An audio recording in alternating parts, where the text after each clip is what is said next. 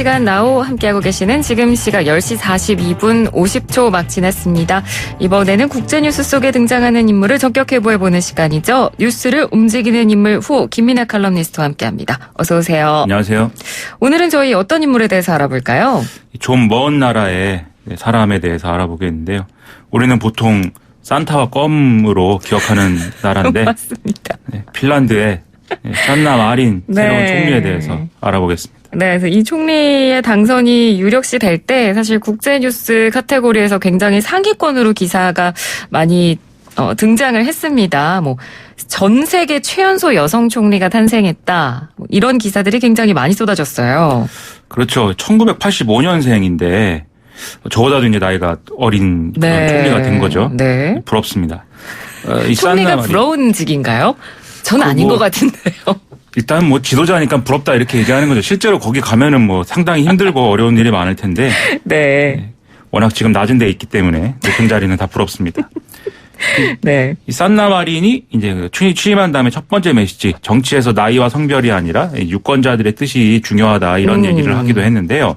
그리고 이렇게 좀 최연소 여성 총리가 탄생한 것도 뜻이 대단히 좋지만 장관 19명 중에 12명을 여성으로 임명했다. 이것도 지금 많은 화제가 되고 있습니다. 그렇습니다. 또 이 부분 이렇게 최연소 총리다 이런 부분도 굉장히 놀랍고 주목받은 사실이긴 하지만 더 놀라운 부분이 있습니다. 여성이 다수인 내각. 핀란드에서는 그런데 사실 놀랄 일이 아니라고 하더라고요. 그렇죠. 이게 1991년에 에스코 아호 총리가 이제 37세의 나이로 이제 취임을 한 사례 이런 것들이 있고 네. 여성이 총리가 된 것도 2003년, 2011년에 이어서 지금 세 번째다 이런 이제 분석이 나오고 있는데요. 그리고 바로 직전에 안티린네 내각에서도 여성 장관의 숫자는 이미 11명이었거든요. 네. 그러니까 지금 바로 전 내각하고 비교하면은 여성 장관의 수는 한 명이 이제 늘어난 거죠. 또 핀란드는 1906년에 유럽 최초로 여성 참정권을 도입한 바도 있고 그래서 이 결과 1907년 보통선거를 통한 최초의 의회 수립을 이제 할 때는 전체 200석 중에 19석을 여성으로 선출했다는 건데요. 네. 그 당시에 어떤 시대 상황을 보면은 상당히 많은 이제 의석수가 이제 나온 거죠. 그리고 현재도 여성 의원 비율이 46.5%에 이른다고 하고요. 그리고 이번에 산나 마린이 속한 이 사회민주당하고 연정을 구성한 중앙당, 녹색당, 좌파동맹, 스웨덴인당 이런 이제 이런 정당들의 대표들도 지금 모두 여성입니다. 네. 그리고 나이로 봐도 이제 놀라운 건데 연립정부를 이룬 5개 정당 중에 4개 정당 대표가 모두 30대인 거거든요. 또 이제 전체 의석수를 기준으로 봐도 45세 미만 의원이 전체 한 48%를 차지하고 있다고 하니까 우리로서는 잘 상상하기가 어려운 그런 정치 환경인 것입니다. 네. 우리나라의 정치 환경이랑 비교해봐도 굉장히 다른 모습입니다. 우리나라의 정치인들의 연령대가 훨씬 높기도 하고 그리고 우리나라에서 사실 여성 정치인들이나 여성 장관들이 등장한 게 얼마 안 됐잖아요. 그렇습니다. 이런 상황을 보면 참 핀란드는 우리랑 많이 다르다라는 것을 느낄 수가 있습니다. 자, 핀란드가 어떻게 이런 분위기가 형성될 수 있었는지를 알아보면 좋을 것 같은데 먼저 이번에 총리가 된 산나 마린이라는 사람이 어떤 사람인지부터 좀 알아보죠. 이 산나 마린은 이 특이하게도 좀 성소수자 가정에서 자랐다 이렇게 지금 되어 있는데요. 네. 그러니까 어릴 때는 어머니도 있고 아버지도 있고 이런 이른바 이제 정상 가정에서 이제 자랐는데 이 어머니가 아버지하고 이혼을 하고 나서 성 정체성을 뒤늦게 깨닫게 됐다고 합니다. 그래서 이제 동성 커플이 되면서 즉 엄마 둘 가정 이런 가정에서 자라게 된 거죠. 네. 그리고 또 이 집안이 좀 가난했기 때문에 산나 마린이 스스로 학비를 마련하면서 대학에 다녔다고 하는데요. 그런데 이 집안에서 대학에 진학한 사람은 본인이 처음이었다고 합니다. 이 핀란드는 만 18세에 선거권과 피선거권을 모두 주게 돼 있고 그래서 이제 정당 활동도 청소년 시절부터 시작하는 경우가 많은데요. 네. 이런 이제 어떤 상황 속에서 산나 마린 21살이던 2006년에 사회민주당 청년 조직에서부터 활동을 시작을 했고 27살 때 탐페레 시의회 의장을 지낸 후에 2015년에 이제 국회의원이 되면서 국회 진출에 성공한 것이니까 어떤 이 스토리가 있는 그런 이제 삶을 살아왔다 이렇게 봐야 되겠죠. 네. 말씀해 주신 걸 보니까 2015년에 의원으로 선출이 됐다면 사실 의원이 된 지도 그리 오래되지 않았습니다. 어떻게 총리가 된 건가요? 지난 4월에 총선을 치를 때 당시에 이제 이 사회민주당 대표던 안티 린네가 건강 문제 때문에 병가를 내고 이제 안 나왔거든요. 네. 그때 이제 선거운동의 전면에 대신 나서면서 대중의 깊은 인상을 남긴 게 좀 주요했다 이렇게 볼 수가 있겠습니다.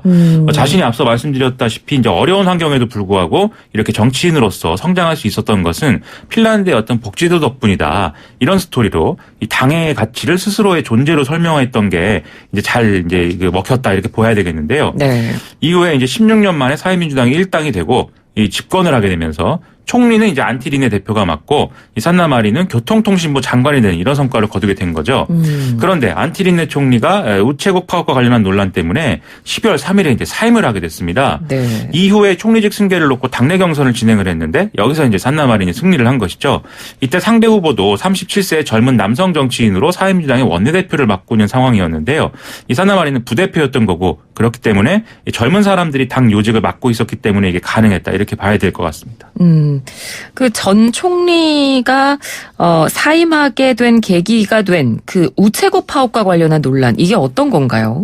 이 우체국 파업은 이 어떤 우편물 배달 내지는 뭐 분류 관련한 노동자들의 임금을 이 경영진이 많게는 절반 가까이 삭감하면서 이제 시작이 된 건데요. 네. 이 과정에서 이렇게 노동자들의 임금은 삭감하면서 경영진은 오히려 성과급이라든지 이런 돈을 뭐 많이 과도하게 가져갔다. 이 사실이 드러나면서 여론이 악화됐습니다.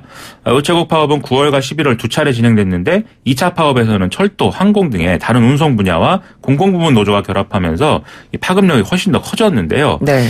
그러다 보니까 이제 북유럽 또 여기가 북유럽이지 않습니까? 우리 같으면은 굉장히 노조를 비난할 만한 그런 상황인데 북유럽이다 보니까 시민들 대부분이 좀 불편을 감수하고 노조의 파업을 지지했다고 하고요. 예. 또 경영진의 도덕적 해이를 비판하는 이런 여론이 이제 형성이 됐다고 합니다.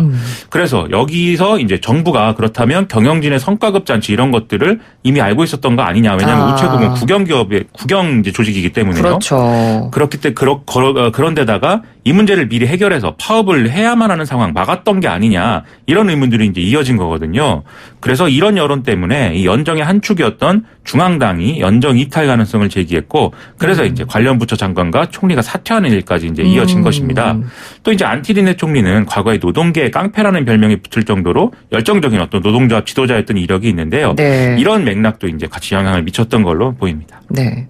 경영진이 임금 삭감을 시도한 이유도 있었나요? 이게 아무래도 공공부문 개혁 필요성이 대두됐기 때문이다 이렇게 볼 수가 있겠는데요.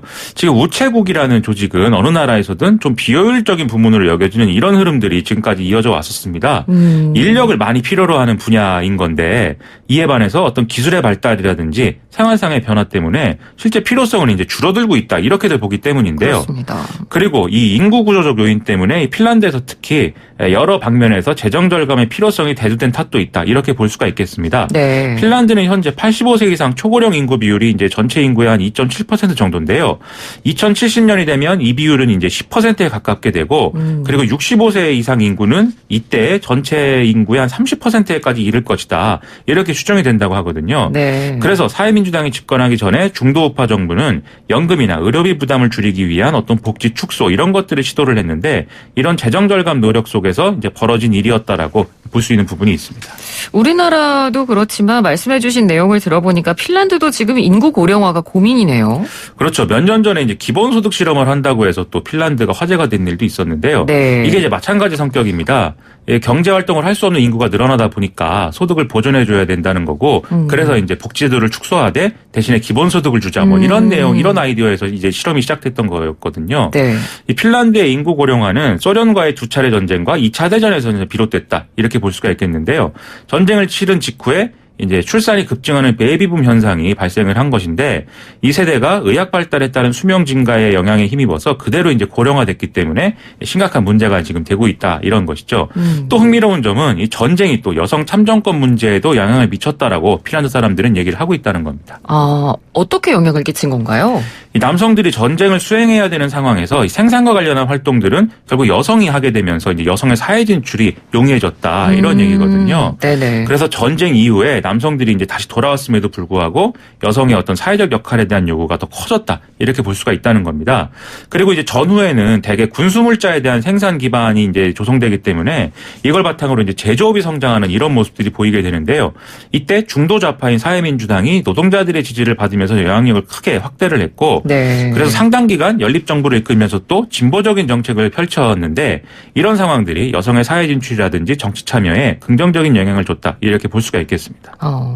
우리나라랑 오늘은 좀 핀란드랑 자꾸 좀 비교를 하게 되긴 합니다만 우리도 사실 똑같이 전쟁의 아픔을 겪은 역사가 있는 나라인데요.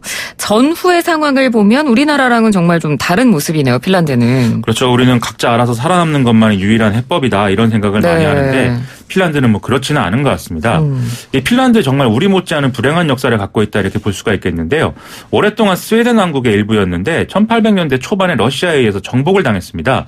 하지만 이때부터 민족주의 의식이 싹트면서 지속적으로 자치권을 확보를 했고 1917년 러시아 혁명 이후에는 독립을 선언했는데 이때 이제 왕정이냐 공화정이냐를 놓고 적백내전을 거치면서 많은 사람들이 또 사망하는 이런 일을 겪거든요. 네. 그래서 우여곡절 끝에 또 공화정을 수립하는 데 이르지만 다시 소련하고 전쟁을 하면서 이 전쟁에서 또 아무도 다른 주변 동맹국들이 도와주지 않는 상황이 됐었기 때문에 여러 어려움을 겪다가 1947년이 돼서야 이 주권을 회복을 했습니다. 근데 우리와 달랐던 점은 이런 역사에도 불구하고 지리적 문제 때문에 미국과 소련 사이에서 중립적인 외교 정책 그중에서도 소련에 약간 기울어져 있는 이런 정책을 펼쳐야 했던 거고요. 네네. 그리고 1960년대 후반부터 중도좌파 정부가 집권하면서 이 세력이 이제 정치적 중심을 형성했다. 이런 점은 이제 차이였습니다. 네. 그러니까 과거를 쭉 돌이켜 보니까 산나 마린 총리가 이번에 탄생할 수 있었던 것도 이 과거부터 이어진 중도좌파 정부의 오랜 정책 덕분이다. 이렇게 분석도 가능하겠네요. 그렇습니다. 근데 문제는 어디나 마찬가지지만 지금 중도좌파의 오랜 집권이 이런 그 진보 정치를 기득권으로 보이게 만든 측면이 있다는 건데요. 네네. 그래서 이제 중도우파의 영향력이 늘어났고 2000년대 초반 사회민주당의 정권을 잃게 된 것도 이런 영향이다라고 볼 수가 있겠습니다. 특히 핀란드 최대의 첨단 기업이었던 노키아가 2010년대에 들어 몰락하면서 경제적인 위기까지 이제 닥쳐온 그런 상황들이었는데요. 네. 그러다 보니 변화를 바란 유권자들이 우파 정부를 선택을 했는데 재정 절감과 긴축으로는 위기를 벗어날 수가 없었던 거죠. 그리고 바로 이 우파 정부가 다시 심판한 선거가 우파 정부를 심판한 선거가 지난 4월에 총선이었다. 이렇게 볼 수가 있는 겁니다. 그러면 이번에 이렇게 젊은 여성 총리가 탄생한 것도 뭐 새로운 정치 변화를 앞으로 좀 보여주겠다. 이런 전략으로도 볼 수 있겠네요. 그렇죠. 위기 때 다들 이제 변화를 바라는 심리가 커지기도 하는 것이고요. 그렇죠. 또 핀란드의 경우에는 앞서의 어떤 역사적 사회적 배경 때문에 좀 변화에 대한 어떤 독특한 절박함이 있다라고 얘기를 할 수가 있을 것 같습니다. 네. 변해야 살아남는다. 이런 생각들을 많이 한다는 건데요.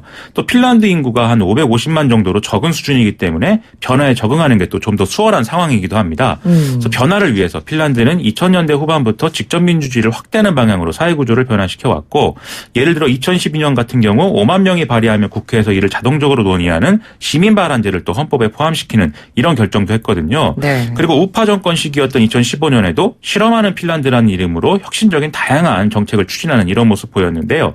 즉 젊은 여성 총리의 탄생은 정치권이 이런 변화를 두고 서로 경쟁을 벌이면서 나타난 그런 결과이다. 이렇게 볼 수가 있겠습니다. 네. 우리가 뉴스를 통해서는 그냥 세계 최연소 총리가 탄생했다. 이 정도로만 사실을 알고 있었는데 오늘 이 시간을 통해서 그렇게 총리가 탄생할 수 있었던 어떤 핀란드의 역사적 배경이나 그리고 정치 상황까지 알게 되는 계기가 된 것 같습니다. 자, 오늘은 핀란드에서 세계 최연소 총리가 탄생했다는 소식, 산나 마린 총리가 어떤 인물인지에 대해서 한번 알아봤습니다. 말씀 잘 들었습니다. 고맙습니다. 고맙습니다. 지금까지 김민아 칼럼니스트였습니다.